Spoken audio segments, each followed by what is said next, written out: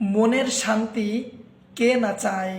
প্রতিটা মানুষ চায় সেজন্য মনের শান্তি নিয়ে বসবাস করতে পারে, সেজন্য মনের শান্তি নিয়ে বাঁচতে পারে।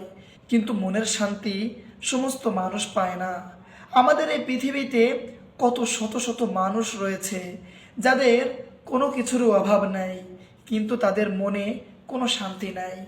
মনে শান্তি পাওয়ার জন্য কয়েকটি কাজ আছে, যেগুলো যদি আপনি করতে পারেন তাহলে অবশ্যই আপনি মনের শান্তি অনুভব করতে পারবেন। যদি আপনি মনের শান্তি চান তাহলে আপনাকে কম ঘুমাতে হবে। যদি আপনি মনের শান্তি চান তাহলে আপনাকে কম খেতে হবে।